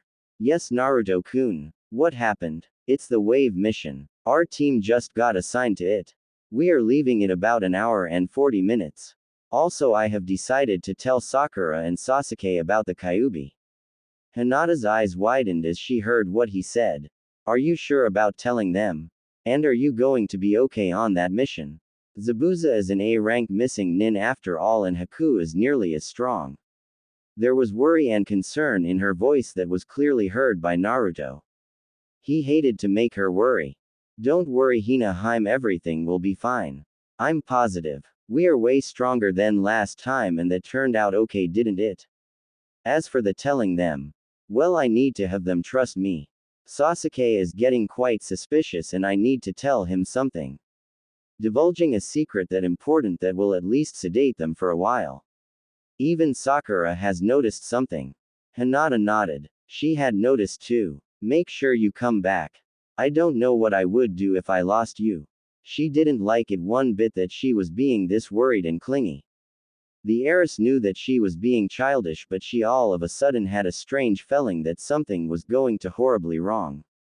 The blonde knew that something was wrong by the look in her eyes. She always got that look when she felt that something bad would happen. Don't worry, I'll return in one piece.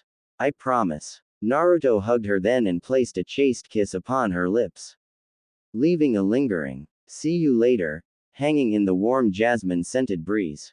AAAANNND. That is chapter 7. I would have went on, but I decided to break it up to make it dramatic. I mean, just read the last sentence. Also, chapter 8 will be out this weekend. I promise. I will even date it. This is Tuesday, February 4th, and the next chapter will be out this weekend. Also, thank you everyone for the reviews. I had severely doubted that I would even get 100. This is amazing. Naruto joined his team at the gates and they were quickly on their way. With their backs to their beloved village, they set off into the noonday sun. Thoughts racing, pulse pounding, determination clear on their faces. One thing was ringing through all three of their minds: this mission would go down in history. Sighing softly, Hinata slowly made her way back to her home. The feeling of dread had not subsided, in fact, it had just grew stronger. Something was not going to go as planned and they would have to pay the consequences. Please don't let it be too bad. I have to see him again. Steeling her resolve, she shook away any more thoughts on that subject. She had faith in Naruto, and he never broke his promises. After stepping through the front door and taking off her shoes, she heard soft steps to her right. Looking down that hall, Hinata came face to face with her father. Looking up curiously, she questioned, "Yes, father. Is there something wrong?" Still baffled at the startling change in his eldest daughter, the Hyuga head shook his head, negative. Although I request that we have a short training session. I need to judge your skills. Pretty soon there needs to be a decision as to who will be heir. You or Hanabi. The council is leaning towards your sister. Prove that you have at least some worth to the Hyugas, don't disappoint. Inwardly smirking, Hinata replied, "Of course, father. When shall we begin?" Baffled still, the old Hinata would have stuttered, trembled, the works. But this Hinata, well, let's just say he wants sure if she could be trusted. Immediately. 10 minutes later found the two Hyugas in the training area at the center of the complex. Each low in their stance. With an unheard signal, both began the deadly dance. Using her cat-like flexibility, Hinata ducked around her father before spinning around to take a shot at his unprotected back with a gentle fist. Anticipating this attack, Hiyashi spun on his heel to grab her wrist before tossing her towards a wall. Why do you not activate your Byakugan? Recovering from the throw, Hinata replied, "Because I don't need it. Using a Kekkei Genkei as a crutch is pure foolishness. I will use it only when I have to." Quickly flicking several shuriken in her father's general direction, she began a series of hand seals. Water style. Mizu Yeba no Jutsu. Eyes widening, he quickly jumped out of the way of crescent-shaped blades of water. How on earth does she know that jutsu? Rapidly getting more serious, and more suspicious, the Hyuga head power up his own Byakugan. Without sparing another moment, Hiashi charged. He sent his palms left and right, forcing Hinata to dodge with everything she had. Starting to counter now, the heiress flared up her chakra before taking a jab at her father's ribs. Hinata then jumped high before flipping upside down and spinning swiftly, releasing chakra from all pores of her body. Hurtling toward her father at breakneck speeds, she shouted, "Rensei Kaden." Hastily dodging this latest surprise, he watched in amazement as his daughter drilled a 5-foot wide and 3-foot deep crater into the ground. Where had she learned this?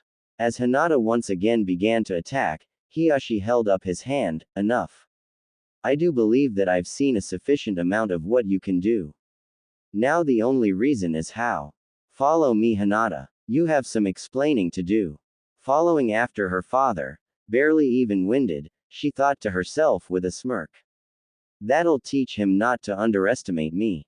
Although I wonder what my excuse will be about the sudden strength and the jutsu. Oh well, I'll think about that when I get to it. There's the puddle. They should be popping up any minute now. True to his thoughts, two figures rose out of the water. The events of last time repeated. Kakashi was quickly sliced through by the chain. Sakura screamed, "Sensei." Trying to keep everyone calm, Naruto took charge. "Sakura, guard Tazuna." The pink-haired genin took a few shaky breaths before complying. She knew that this was not a time for arguing. The blonde then turned to Sasuke. "Up for a tag team?" Nodding affirmative, he replied, "You take right. I'll take left." "Oh, are the little kiddies trying to make up a plan?" The guy on the left cackled wildly before continuing, "Do you even know who we are, boy? We are demon brothers. We'll slaughter you and the old man before you can even try to fight back." "Right, brother. Right, your brother." The other one responded, "Let's get them." With that last comment, the battle began. Sasuke streaked towards his target, drawing his sword as he went. With a loud clang, metal struck metal as the sword was blocked by the demon brother's poisoned claw. Naruto also charged his target with his own claws. Striking, parrying and slashing. This went on for about a minute for both of them before Sasuke decided to immobilize them. True to memory, the Uchiha threw a shuriken and kunai, catching the chain that linked the brothers together, and embedding it deep into the wood of the tree behind them. Stowing their main weapons, both boys ran at the duo, simultaneously jumping and nailing the missing nins in the head, effectively knocking them out. After tying the two ninja up, they both heard a familiar female voice. "Well, that was slightly anticlimactic," Sakura commented after getting over original shock. "You two took them out in no time." "Indeed they did, Sakura." Everyone turned to the source of the voice as Sakura squealed, "Kakashi-sensei. I thought you died." Chuckling at her reaction, he lightly explained, "It would take far more than those two to bring me down, Sakura. I simply used a simple genjutsu and the replacement jutsu. I had to see if they attack as shinobi or if they were going after Tazuna here." Speaking of which, they were. The masked Junin then turned to the elderly bridge builder, who audibly gulped. "Please. I can explain. I beg you just to hear me out." Tazuna's hopeless tone was enough to get him to listen. He told them all about Gato, how poor his country was and how he was the sole hope for them and how he needed to complete the bridge so that his daughter and grandson might live in peace. The desperation in his voice was enough to convince him of the genuine reason for this deception. Really, the most our village could afford was AC rank. Everything else was too expensive. Please continue the mission, I'm their only hope. Please, I beg of you. It was here that his voice died out, waiting in a tense silence as Kakashi thought through his words. It was a long moment before the Junin turned to his students. "What do you three think?" Naruto immediately, of course, answered with, "Of course, let's continue. We can't just leave him now. Not after all that." But Naruto just then. Sakura was sharply cut off by Sasuke. "If the Dobi's in, I'm in." Seeing that she was outnumbered, the pink-haired Kunoichi assented as well. Observing that his students were decided, Kakashi sighed. "You do realize what this means, right? This mission is now B ranked, possibly A. They will probably be sending stronger ninja next time, as those two are Chunin and you beat them so easily. All three genin nodded. Very well, we shall continue, but I'm send a message to Hokage-sama informing him of the events, got it? They all nodded once more. Tazuna, consider yourself a lucky man. If this was any other team they would have probably turned back. Still slightly shaking, Tazuna did nothing but nod along as well. They stayed a few more minutes for Kakashi to make sure the captives were knocked out and securely tied up, and also sending of the message with one of his summoned dogs before proceeding on their way to the wave. Back at the Hyuga household, Hinata was currently kneeling on a cushion in front of her father with a table between them in his office. She had been waiting for 20 minutes while her father stared her down. No doubt trying to intimidate her when branch member entered to serve the tea. She offered a stiff, "Thank you," to the servant before taking a sip. What is he trying to do? This is getting quite annoying and I wasn't in the best of moods to begin with. I wish he would just get on with it already. As if reading her thoughts, Hiashi began. Are you really my daughter? Well, she hadn't been expecting that one. What do you mean? Are you really my daughter? Of course I am. What else would I be? What on earth was her father thinking? The head took a slow sip of his tea before replying calmly. A spy perhaps, although you would be doing a pretty bad job of it as my daughter is shy and weak, not assertive and skilled as you are. Hinata struggled to hold in a laugh. He really thought she was a spy. No, father, I really am Hinata. What would I need to prove it to you? Hiashi fixed her with a hard stare. Show me your Byakugan, and explain how you know those jutsu you used. Fine if that's what you want. The indigo-haired girl made a hand seal. Byakugan. The veins around her eyes bulged and the iris became more defined and calculating as the Kekkei Genkai manifested. Releasing the chakra, her eyes returned to normal. Satisfied, Hiashi's gaze did not waver. The jutsus. I've been training non-stop to get stronger, and when I graduated I decided that I didn't want to be that weak shy girl anymore. So I peeled away that mask. I couldn't take it anymore. I wanted to be strong, to be somebody. That is my goal. I hope that sounded alright. It was all I could think of.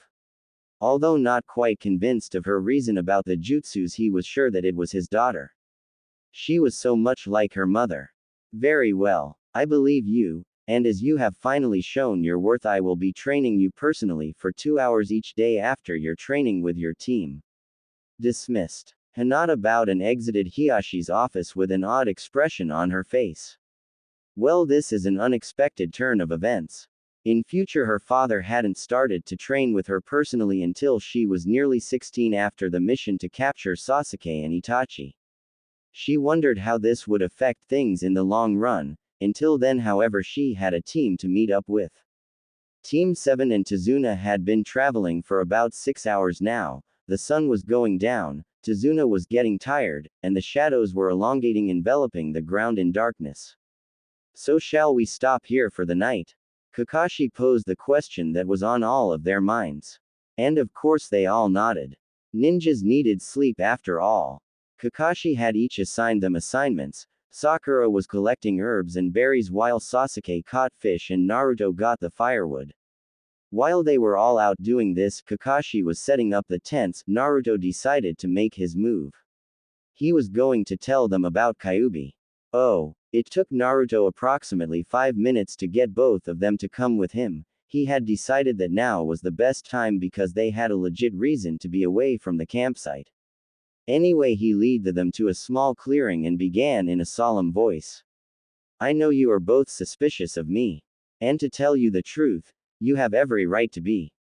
Sasuke's eyes narrowed as he heard those words. So I was right. There is something going on here that's unnatural. Sakura just looked confused and slightly suspicious. She just kind of thought that she had been imagining things. The Raven was the one to speak up. Well, Naruto began to sweat. Do you think that this is the right time, Q? Yes. If you didn't now, they might not trust you later. Call me out if you want. Alright. The blonde began once again. Well, I've decided to tell you what I've been hiding. I want you to trust me. Please, you guys, aside from Hina-chan, are the closest things to family I have. And I don't want to ruin that. To say the least, they were both shocked. They meant that much to him. Sakura spoke this time. What is it, Naruto? He cast his gaze to the ground. He couldn't bear to meet their eyes as he revealed the secret. He truly didn't know what they would do, and he was, even though he hated to admit it, he was scared. Well, you know the story of how the fourth Hokage, Yondaime, defeated the Kyuubi, right? They both nodded. Well, that's not exactly the truth. He did defeat the Kyuubi, but he didn't him. He sealed him. Sealed him into his own son. Into me. If they were shocked before, then now they were absolutely flabbergasted. Sakura's mouth was wide open as she pieced the story together. So you're saying that the Kyuubi is inside you? And that the Yondaime is your father? Naruto nodded solemnly. I was the only baby born that day. Besides, he wouldn't put that kind of burden on anyone else's child. He knew I would keep the village safe. Even if the village didn't, and just thought I was some sort of demon spawn. He knew I would be strong. That is why I still look up to him, even though he did that to me. After all, he's still my dad. He looked up at them now, well, more at Sasuke, since the Avenger hadn't spoken yet. Sasuke. The addressed eyes flashed. The pieces were connecting.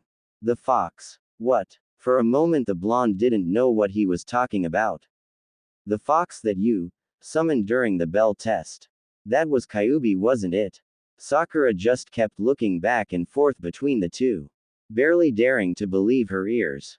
Yes, it was. Kid let me out. You sure? Yeah. The red chakra began to radiate from Naruto and take the form of the fox from the test.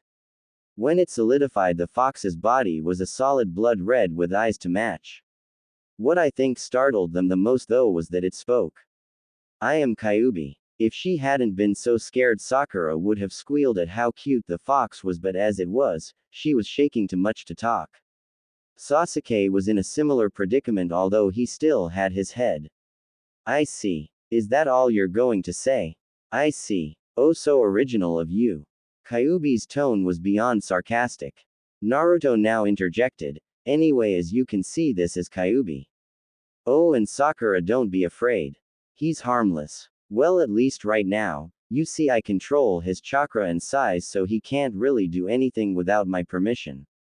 After giving Naruto an evil glare, which Hinata thought was adorable when he did, he continued, he is correct. After all, he is in simplest forms my jailer.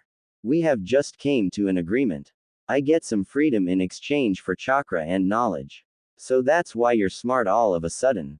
She had finally found her voice. I better just let them think that, at least for now. Essentially, yes. Does Kakashi-sensei know that you talked to Kyuubi? No, he doesn't. I plan on telling him later though. But for now I just needed you guys to trust me. Sasuke spoke for both of them then. I trust you. You had absolutely no reason to reveal this to us now, but you did anyway. I trust you. Sakura agreed eagerly. Yes, I do too. I trust you. Our time-traveling hero broke out in a relieved smile. They mean it. They actually mean it. They trust me. Thank you. Even Sasuke had a small smirk on his face now when they all suddenly remembered Kakashi-sensei. As one, they all dashed back to the campsite. Oh lovely. Slightly agitated Kyuubi dispersed and flew back to the seal. How could they just forget him? As they entered the campsite, Kakashi couldn't help but notice the differences in the way his team interacted. Sakura seemed slightly more kind towards Naruto. Sasuke seemed a little more relaxed. Like he had just solved an annoying puzzle. And Naruto? Well, he seemed quite relieved about something, like a great weight had just been lifted off his shoulders. All in all, Kakashi felt left out. What the hell did I miss? Meanwhile, in Naruto's head, an irritated presence made itself known. You forgot me. What? I said you forgot me. Oh whoops. Won't happen again. Hee hee. The next day passed smoothly for the young team. Well, at least it was smooth so far. They had just got in the boat that would take them to the island. Only Naruto knew what was coming next. Zabuza. Don't forget about Haku, or are you just gonna leave him too? Shut up already, Kyuubi, I said I was sorry. Grumbling, the massive demon retreated deep within the cage. Finally, some peace and quiet. I heard that. Naruto just decided to stay silent after that. Anyway, they had been walking for about 10 minutes on the island now when Naruto felt something odd shift in the air to the left. He could tell that Kakashi sensed it too. Remembering what it was, Naruto shouted just in time. Duck. Sasuke dragged the bridge builder down with him as Kakashi grabbed Sakura. A giant clever-like sword whizzed over their heads with tremendous force and lodged itself into a tree behind them. As they got back to their feet, a tall form lightly landed on the sword. Ah, Konoha ninja. What a pleasant surprise. Oh, and Kakashi of Sharingan Eye as well. Wonderful. The genin all stared in disbelief. Who was this? Aside from this, the three got into formation surrounding Tazuna. Kakashi meanwhile had identified the intruder. You're Zabuza, one of the former 7 swordsmen of the Hidden Mist. Otherwise known as the Demon of the Bloody Mist. So you know my name, I see, Kakashi. Well, do you also know that I'm going to slaughter you, those pathetic kids you call genins, and the old man too? Prepare to die. The Demon of the Mist then snatched up his sword and jumped high, creating hand signs as he went. Kurigakure no Jutsu. A thick mist seemed to appear out of nowhere, cutting vision range dramatically. They could now only see a few feet in front of them. Total whiteout. Sensei. It was easy to hear the waver in Sakura's voice. Kakashi slowly lifted his forehead protector to reveal his lone Sharingan eye. Don't worry, Sakura. I won't let him harm you. Just keep your positions, I'll take care of him. I don't let my friends die. Zabuza watched this little show with sarcasm. Who did Kakashi think he was? Now to make his move. Sasuke shivered as the voice seemed to originate from right beside him. The master of over 1,000 jutsu. Truly I am honored. But it's time for you and your precious squad to disappear. The maniacal voice then drifted from by Sakura's ear as she started trembling. Ah, this one's frightened, all the more fun. The voice then came from everywhere as it began taunting. 8 choices. Oh, the choices. Let me see. Kidneys, heart, liver, lungs, spine, clavicle vein, jugular vein, and finally the brain. Which should I go after this time? The murderous intent focused on the group intensified dramatically. It was impossible to ignore. Sasuke now started shaking just as much as Sakura. This intent. It's so strong. Enough to drive a person crazy. I don't know if I can. Sasuke. Don't worry, I'll protect you even if it kills me. As I said before, I don't let my comrades die. We'll see about that. Zabuza then appeared in the middle of their formation. Naruto quickly deflected the huge sword with his claws that seemed to snap onto his hands out of nowhere. Sasuke cursed his forgetfulness and drew his own sword while Sakura shoved on her gloves. Seems like the only one prepared was Naruto, as usual. At least we now have some idea as of why. Sasuke ran at Zabuza from behind and swiped at his back only to have him turn to a puddle of water at his feet. A water clone. His eyes widened as he heard a clang behind him. Kakashi was briefly engaged in a struggle using a kunai as a defense from the sword. When that same sword managed to slice right through him, leaving that same puddle as Zabuza's clone had. The real Kakashi was now behind the target with his kunai at the missing nin's neck. I've got you, Zabuza. Now what will you do? This. The Zabuza in front of their eyes once again turned to water. This time, however, Kakashi was prepared. He ran full tilt onto the lake to their right, and as predicted, Zabuza followed. Briefly then engaged in taijutsu before the Mist's demon summoned up 3 more water clones, 2 of which went after Naruto, Sasuke and Sakura. Zabuza then caught Kakashi by surprise as he was distracted by the clones. Mizutoya no Jutsu. The silver-haired Junin was now encased in a watery prison. Sensei. All 3 genin shouted as the clones began to surround them. Sasuke. Sakura, we need a plan. Sensei is trapped and we are surrounded. How about 4C? Naruto looked at Sakura like she grew 3 heads before comprehension dawned. Sakura, you're a genius. You sure you can do it? This was the first time since he traveled from the future that he seen Sakura smile like that. Of course I can. With one last look at each other, Naruto and Sasuke took off while Sakura made hand seals. Kyaku Ketsuretsu no Jutsu. The clones surrounding her and Tazuna were suddenly gripping their heads in pain and screaming bloody murder. With a quick flick, she sent two shuriken attached to wires speeding past the clones. With a sharp yank, the shuriken changed course and wrapped around their targets. Acting quickly, Sakura ran to the clones, giving one a crushing kick to the stomach and the other a fistful of her metal-plated gloves. To say the least, the clones were dissipated. Meanwhile, Sasuke and Naruto went towards the last clone that was out on the lake along with the real Zabuza.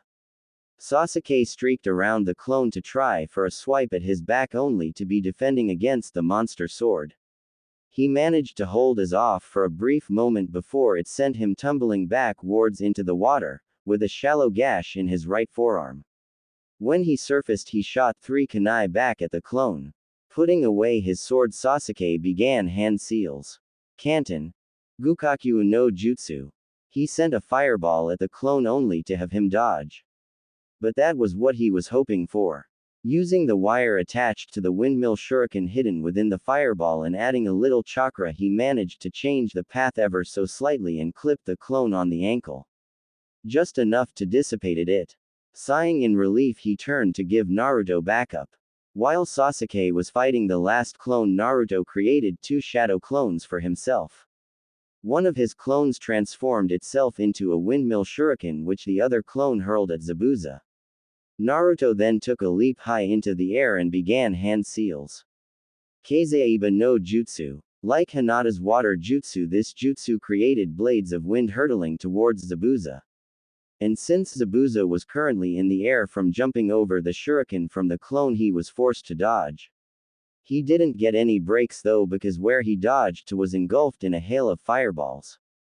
Sasuke was apparently finished. Kakashi stared at his team with amazement. Where had they learned this? As far as he knew, they had only just mastered water walking. He had no idea that they could perform these jutsu.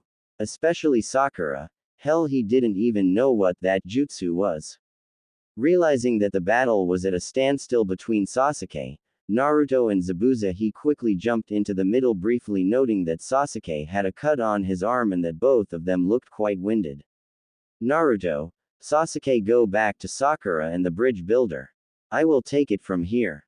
Too tired to talk, they both nodded and did as told. Kakashi turned back to the missing nin and said as menacingly as humanly possible. You're mine now. As Naruto and Sasuke rejoined Sakura, Naruto sighed with relief. Well, I think that went pretty well. Sasuke nodded once again. That was insane. I can't believe we actually pulled it off. Sakura chimed in now. It was amazing. You pulled it off brilliantly. Not quite so brilliantly, Sakura. The prodigy held up his arm to show the gash. It was really starting to sting. Eyes widening, Sakura immediately began to work on it. Well, I'm not as good as Hinata at this, but I'll be able to patch you up, so hold still. For once, Sasuke did as he was told. While his friends were talking, Naruto observed the battle between the two Junin. So far everything was going as it did last time, right down to what they said. They were nearing the end now as Kakashi finished with the last water jutsu, causing a giant wave to come up over the trees a little ways to the left. He heard Zabuza land with a thud as he fell out of the tree a few feet in front of him. As the blonde neared the missing nin, Kakashi landed lithely beside him. Is he dead, Kakashi-sensei? No, not yet, at least, Naruto. The silver-haired Junin then pulled out a kunai from with his holster. Just as he was about to use it to end the mist demon's life, two Senbon flew out of nowhere and lodged themselves deep within Zabuza's throat, coming out of the other side. Thank you for immobilizing him. I have been waiting for an opportunity such as this for quite some time now. Haku. The figure in the tree now hopped to the ground. I'm a hunter nin from Kurigakure. You can leave the body to me now. I'm sure it holds many secrets. Kakashi quickly checked Zabuza's body for a pulse. There's no heartbeat. He really is dead. I see. And there's no heartbeat, so we shall leave you.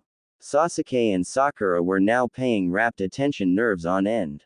They weren't too keen on outsiders at the moment, seeing as what had just happened. So you dispose of the body. Am I right? Sasuke seemed to have many questions these days. Yes, that is correct. Now, if you don't mind. Naruto now saw his chance. Oh, of course. Sorry for keeping you. I hope to meet you again one day, and thanks again for the help. In a friendly greeting, he held out his hand, and Haku, wanting to play his part, shook it. Haku stared at the grasped hands. What is he giving me? Letting go and quickly hiding the note to review later, Haku picked up his master. Farewell. The nin then disappeared in a whirl of fog. Kakashi turned to his team and Tazuna. Well, lead the way. He then promptly passed out. Sakura was the first to speak. Oh great. Now we have to carry him.